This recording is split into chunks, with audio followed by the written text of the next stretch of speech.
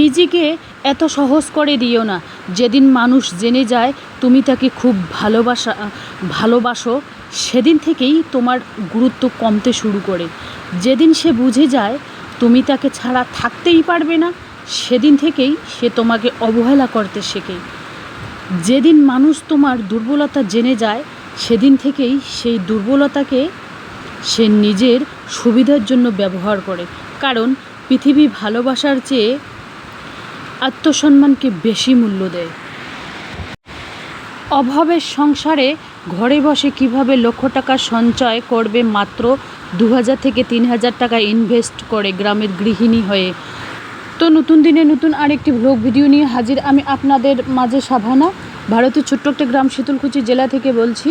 তো welcome back to my channel. আসসালামু আলাইকুম। তোমরা সবাই কেমন আছো?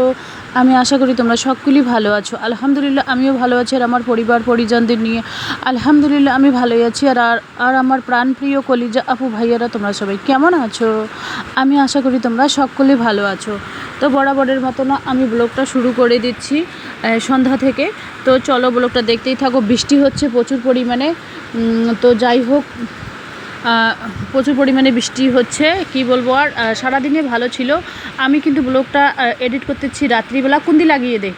তো রাত্রিবেলা আমি ভিডিওটা এডিট করতেছি। তো বৃষ্টি প্রচুর পরিমাণে, একেবারে মুষলধারা বৃষ্টি হচ্ছে। আর আমি কি করতেছি, ওই বড় যে গামলাটা আছে সেই গামলাটা ওই বারান্দার নিচে বসিয়ে দিয়েছি, যাতে ভর্তি হয়ে থাকে, সকালবেলায় উঠে যাতে বাসন ধোয়া যায়। আমি কিন্তু বাসন ধোয়ার ক্ষেত্রে ওই পানিগুলো ব্যবহার করি, কোনো সময় কাপড় ধোয়ার ক্ষেত্রেও বেশি পানি হলে ব্যবহার করি। তো যাই হোক, ব্লগটা দেখতেই থাকো, আশা করি খুবই ভালোই লাগবে।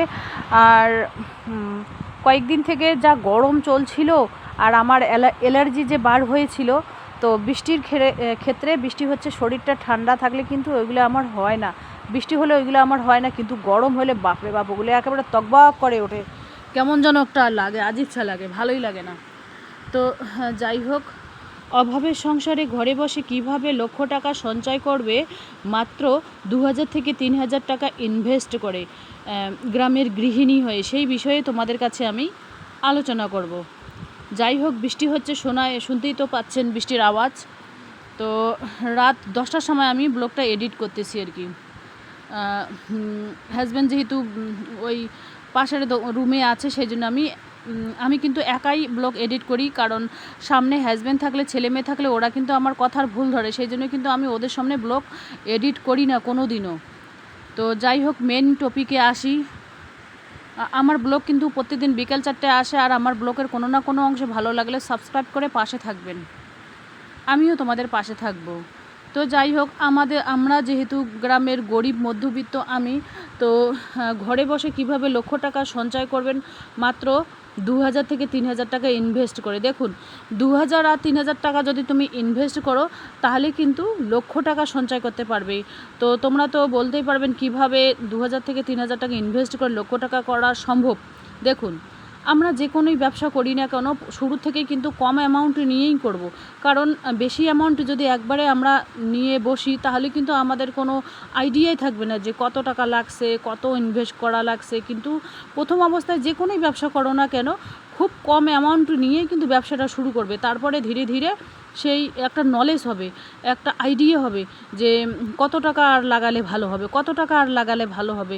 এটা কিন্তু একটা ভাবার বিষয় আছে, তাই না?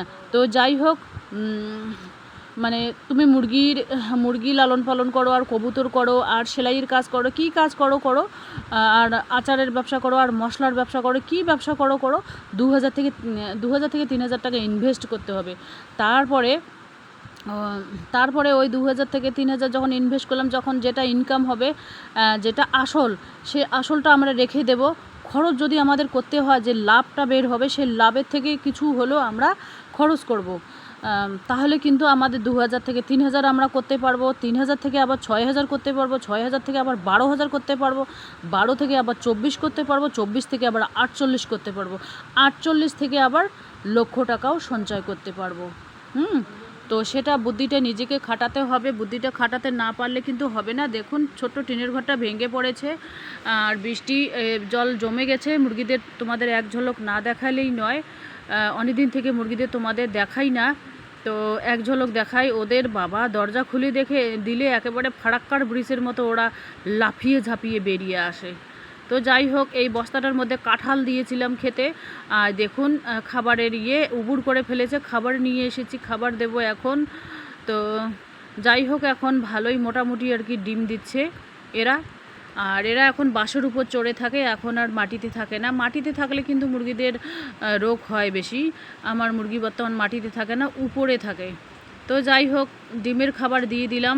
আমি কিন্তু 3 বেলায় খাবার দেই, সকালেই দেই, দুপুরবেলায় দেই, আবার বিকেলের দিকেও দেই। বিকেলে যদি না দেই, সন্ধ্যার আগ মুহূর্ত পর্যন্ত খাবার দিয়ে থাকি।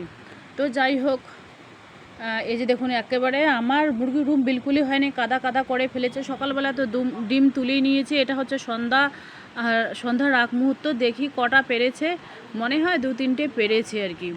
বিকেলে অত ডিম দেয় না, সকালে কিন্তু ডিম 3 ভাগের 2 ভাগ বেশিরভাগই আর কি সকালেই পারে ডিম। তো যাই হোক, তুলে নিচ্ছি, কয়েকটা হোক তুলে নেই। আর এই ডিমগুলো যদি আমি খাটের তলায় রেখে দিই, সেদিন রেখে দিয়েছিলাম তো একটা ডিম খেয়ে ফেলেছিল ইঁদুর। তো এখন থেকে আমি ডিম তোলার পর ডিমগুলো আমি ড্রামের মধ্যে ভরিয়ে রাখবো, না হলে খেয়ে ফেলবে সব ডিম। তো যাই হোক, চলো ব্লগটা দেখতেই থাকো, আশা করি খুবই ভালোই লাগবে। আর এই যে দেখুন কয়েকটা মুরগি বাইরে বেরিয়েছে। আর এই যে দেখুন মান কচুটা খেতে খেতে শেষে করে দিয়েছে। মনে হয় ওটাকে রশি দিয়ে বেঁধে রাখতে হবে ওই ডালগুলো, না হলে খেয়ে খেয়ে একেবারে নুয়ে ফেলাবে। সবুজ জিনিস দেখলে ওরা একেবারে বিলকুল পাগল হয়ে যায়, পাগল। তো যাই হোক, হ্যাঁ, আমাদের বাড়িটা কিন্তু শত বেশি ভালো না, ভাঙাচুরের মধ্যে আর কি। তো অ্যাডজাস্ট করে নেই, কোনো রকম কিছু করার নেই। ঠিক করার কথা আছে এই আশ্বিন মাসে, আলহামদুলিল্লাহ। তো আল্লাহ যা করবে ভালোই করবে আর কি। এখানে আমের ছিলকা মেয়ে খেয়েছে, তো কেটে রেখে দিয়েছে আর কি বাটিতে। এইগুলো মুরগিদের ছিলকাগুলো দিয়ে দেবো, ওরাও খেয়ে নেবে সুন্দরভাবে। আর বাথরুম টাথরুম ওইগুলোর কাজ কিন্তু আমার ওই রকমই আছে আপাতত। টাকা সব কিছু ঠিক করার আগে ভাবতে লাগবে টাকা। টাকা হলে সবই হয়, বাঘের চোখও কিনতে পাওয়া যায়। সেই জন্য আমাদের বেঁচে থাকতে গেলে কিছু না কিছু টাকা আমাদের সঞ্চয় করে রাখতে হবে, অল্প হলেও সঞ্চয় করে রাখতে হবে। লাখ টাকার স্বপ্ন দেখলে কিন্তু আমার মতো বুদ্ধি খাটিয়ে করতে হবে। এখানে দেখুন একটা চাল কুমড়ো জালই হয়েছে আমার নিজের উঠান বাগানের থেকে। আলহামদুলিল্লাহ, আমি খুব খুশি। আমার ছাদ বাগানে কত সুন্দর একটা চাল কুমড়ো হয়েছে। আরও হবে, একটা হয়েছে আলহামদুলিল্লাহ, আরও 2-4টে হবে। আবার পুঁই শাকের একটা তুলে দিয়েছি, কুমড়োর আগা তুলে দিয়েছি, কুমড়োও হবে। তো এই যে দেখুন মুরগিদের তোমাদের এক ঝলক দেখিয়ে দিলাম, ওরা একেবারে লাফালাফি করে খেয়ে নিচ্ছে। তো যাই হোক, মোড়ক আছে বড় 6টা আছে, আর ছোটোগুলো মনে হয় 10-15টা হবে। মোড়ক অত রাখবো না, বিক্রি করে দেব আর খেয়েও ফেলবো। আর এখানে কাঁঠালের বিচি নিয়েছি খাবার জন্য। আর এখানে দেখুন একটু মটন রাখা আছে, মটন রান্না করব। ছেলের জন্য আলু দিয়ে মটন রান্না করব, আর কুমড়োর ছক্কা বানাবো। আর এখানে রাইস কুকারে ভাত বসিয়ে দিয়েছে, আলহামদুলিল্লাহ ভাত হতে বসেছে। তো চলো ব্লগটা দেখতেই থাকো, আশা করি খুবই ভালোই লাগবে। এখন এই কুমড়োটা একটু ঝোল করে নিচ্ছি, এভাবে একটু ঝোল করে। ছেলে কিন্তু কুমড়ো খেতে ভালোবাসে না, তবুও আর কি বানাচ্ছে আমাদের জন্য। এই কুমড়ো 50-60 টাকা কিলো বাজারে, কিন্তু আমার ছেলে মেয়ে সেগুলো বোঝে না। আর কুমড়ো বানিয়েছে, হাজব্যান্ড বলে কি কুমড়োতে মাংসের ঝোল দিও না। আমি কুমড়ো আবার মাংস দিয়ে বানালে খুব সুন্দরভাবে খাই। এক একজনের এক এক রকম করে খায়। এগুলো ওষুধ দেখতে পাচ্ছেন, এগুলো হাজব্যান্ডের ওষুধ। আমার ওই পাশে ওষুধ আছে, আমার আবার ওই অ্যালার্জির ওষুধ।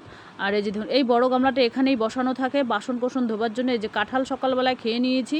এখানে সকালের ব্লগও এখানে এডিট করতেছে। এই যে দেখুন বৃষ্টি পড়তেছে, আলহামদুলিল্লাহ রহমতের বৃষ্টি চালু হয়ে গেছে। এই বাসন এক গামলা যদি পানি রেখে দিই, আমার 2-3 বেলা বাসন ধোয়ার ক্ষেত্রে লেগে যায় আর কি। আমার অত পরিশ্রম করতে হয় না আলহামদুলিল্লাহ। আমি আবার কাঁঠালের বিচি খুব সুন্দরভাবে খাই, মানে সকালের নাস্তা আমার একটা হেলদি নাস্তা হয়ে যায়। ওরা কেউ খেতে চায় না, আমিই খাই, কারণ এই কাঁঠালের বিচিগুলো আমাকে বাদামের মতো লাগে খেতে। তো যাই হোক, তো চলো আজকের ব্লগ এ পর্যন্তই। ততক্ষণ তোমরা সবাই সুস্থ থাকো, সাবধানে থাকো, টাটা, আল্লাহ হাফেজ। এই যে দেখতেই পাচ্ছেন কাঁঠালের বিচিগুলো এভাবে আমি থেতো করে নিচ্ছি। এভাবে থেতো করে নিলে কিন্তু খেতে খুবই ভালোই লাগে আর কি। আর এই কাঁঠালের বিচির মধ্যে যদি লবণ, শুকনো লঙ্কা, পেঁয়াজ, তেল বেশি করে দিয়ে একেবারে থেতো করে মাখা মাখা করে খাওয়া যায়, গরম ভাত এক থালা আমি নিমিষেই খেয়ে ফেলবো। কিন্তু ছেলেমেয়েরা তা খাবে না। আমি কাঁঠালের বিচি ভর্তাও খুব সুন্দর খাই, আবার ডালও খুব সুন্দরভাবে খাই। আর এই যে দেখুন এখানে একটু মাখা মাখা করবো, আলু দিয়ে মটন একটু মাখা মাখা করবো, বাস এতেই হয়ে যাবে। তো চলো আজকের ব্লগ এ পর্যন্তই। টাটা, আল্লাহ হাফেজ।